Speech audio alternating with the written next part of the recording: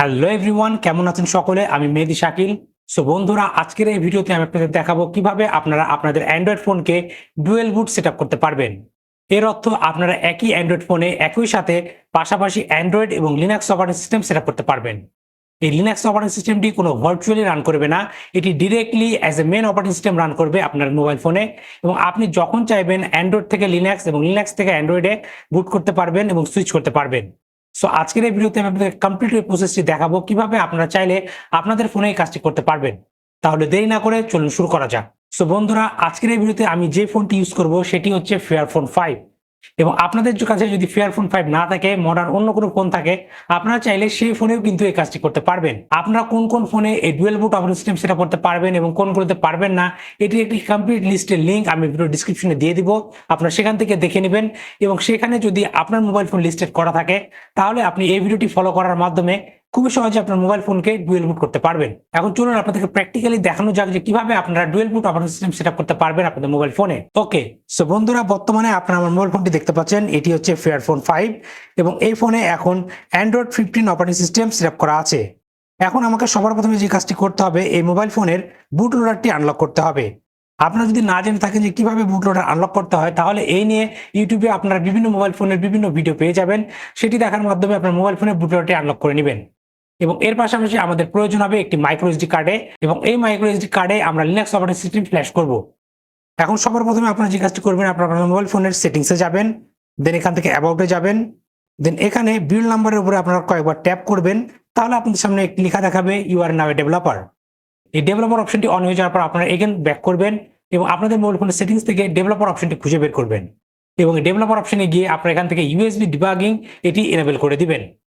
এবং আমি যদি স্ক্রল করে নিচের দিকে যাই, তাহলে দেখবেন এখানে অলরেডি দেখাচ্ছে যে ওইএম আনলক, অর্থাৎ আমার এই মোবাইল ফোনে বুট লোডারটি অলরেডি আনলক করা আছে। এর জন্য আমাকে এটি দেখাচ্ছে। আপনাদের মোবাইল ফোনের ক্ষেত্রে এটি লক করা থাকবে, এটিকে আনলক করতে হবে। সো আমি অ্যাজিউম করে নিচ্ছি আপনার মোবাইল ফোনে বুট লোডারটি অলরেডি আনলক করা আছে, এবং এরপরে আপনি আমার এই ডুয়েল বুট অপারেটিং সিস্টেম সেটআপের ভিডিওটি দেখছেন। এখন আমরা সরাসরি চলে যাব আমাদের কম্পিউটার স্ক্রিনে। এখন এখান থেকে আমি আমার ব্রাউজার উইন্ডো ওপেন করব এবং গুগলে গিয়ে সার্চ করব ফেয়ারফোন 5 পোস্ট মার্কেট ওএস। সো বন্ধুরা, দেখতে পাচ্ছেন এই ফেয়ারফোন 5 এ পোস্ট মার্কেট ওএস ইনস্টল করার একটি উইকি চলে আসছে। আমরা এই পেজে যাব, এবং এখান থেকে আমরা এই গাইডটি ফলো করার মাধ্যমে আমাদের অপারেটিং সিস্টেমে পিএম বুটস্ট্র্যাপটি সেটআপ করে নিব। পিএম বুটস্ট্র্যাপটি সেটআপ করে নেওয়ার পর আমরা এখানে টাইপ করব পিএম বুটস্ট্র্যাপ আইএনআইটি, অর্থাৎ ইনিশিয়ালাইজ, দেন এন্টার প্রেস করব।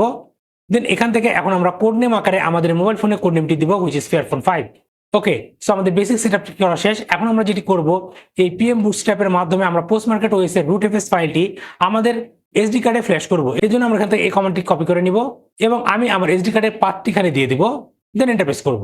তাহলে এখন এটি কিছুক্ষণ সময় নেবে এই পিএম বুটস্ট্র্যাপের মাধ্যমে পোস্ট মার্কেট ওএসটি আমাদের এসডি কার্ডে ফ্ল্যাশ করার জন্য। ওকে, সো বন্ধুরা, আমাদের এসডি কার্ডে এটি ফ্ল্যাশ করা শেষ হয়ে গেছে। এখন আমরা যে কাজটি করবো, আমরা এই এসডি কার্ডটি আমাদের মোবাইল ফোনে ইনসার্ট করে নিব। দেন এখন আমরা আমাদের ফোনকে বুট লোডার মোডে নিয়ে যাব। এর জন্য আমরা এখান থেকে ভলিউম ডাউন কি এবং পাওয়ার কি একসাথে প্রেস করে ধরে রাখবো, তাহলে আমাদের মোবাইল ফোনটি বুট লোডার মোডে চলে আসবে। দেন এখন এটিকে আমি আমাদের কম্পিউটার সাথে ইউএসবির মাধ্যমে কানেক্ট করে নিব। দেন এখন আমাদের কম্পিউটার থেকে আমাদের এই মোবাইল ফোনে অ্যাক্সেস করার জন্য আমাদেরকে এডিবি টুলস এর ব্যবহার করতে হবে। সো আমার এই কম্পিউটার আগে থেকে এডিবি টুল ইনস্টল করা আছে। আপনারা যদি এডিবি টুলস ইনস্টল করতে চান, তাহলে আপনার ব্রাউজারে গিয়ে লিখবেন এডিবি প্ল্যাটফর্ম টুলস, এবং সবার প্রথমে যে ওয়েবসাইটটি আসবে, এখান থেকে আপনারা চাইলে বিভিন্ন অপারেটিং সিস্টেমের জন্য এডিবি প্ল্যাটফর্ম টুলসটি ডাউনলোড করে ইউজ করে নিতে পারেন। দেন এখন আমরা চেক করব যে আমাদের এই কারেন্টলি যে মোবাইল ফোনে অ্যান্ড্রয়েড অপারেটিং সিস্টেমটি রয়েছে, এটি কোন স্লটে সেটআপ করা রয়েছে। মডার্ন সকল ফোনে দুটি স্লট থাকে। সো আমি এখানে এই কমান্ডটি টাইপ করব, এবং এখানে দেখব আমাদের কোন স্লটটি আসছে। যদি আপনাদের ক্ষেত্রে এখানে এ স্লট আসে, তাহলে আপনাদেরকে বি স্লটে সুইচ করতে হবে। যদি বি স্লট আসে, তাহলে এ স্লটে সুইচ করতে হবে। সো আমি আমার এই মোবাইল ফোনটিকে এখন সেকেন্ড স্লটে সুইচ করে নেব। এই কমান্ডটির মাধ্যমে আমরা আমাদের বুট ইমেজ ফাইলটি আমাদের মোবাইল ফোনে ফ্ল্যাশ করে দেব। ফ্ল্যাশটি হয়ে যাওয়ার পর আমরা এই ডিটিবিও ইরেজ কমান্ডের মাধ্যমে ডিটিবিও ফাইলটি ইরেজ করে ফেলবো। দেন আমরা আমাদের ফোনকে রিবুট কমান্ডের মাধ্যমে রিবুট করে নিব। সো বন্ধুরা, দেখতে পাচ্ছেন আমাদের মোবাইল ফোনটি এখন কোথায় বুট হচ্ছে। আমাদের মোবাইল ফোনটি এখন লিনাক্স অপারেটিং সিস্টেমে বুট হচ্ছে। সো বন্ধুরা, এটি হচ্ছে post market operating system, which is A Linux operating system running on Android phone.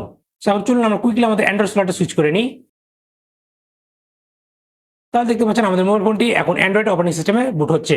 So বন্ধুরা, ঠিক এভাবে আপনারা চাইলে আপনাদের মোবাইল ফোনে একই সাথে ডুয়াল বুট অপারেটিং সিস্টেম, অ্যান্ড্রয়েড এবং লিনাক্স অপারেটিং সিস্টেম রান করতে পারবেন। সো বন্ধুরা, আজকে ভিডিও পর্যন্তই। আশা করি এই ভিডিওটি আপনাদের ভালো লেগেছে এবং এই ভিডিও থেকে আপনারা নতুন কিছু শিখতে পেরেছেন।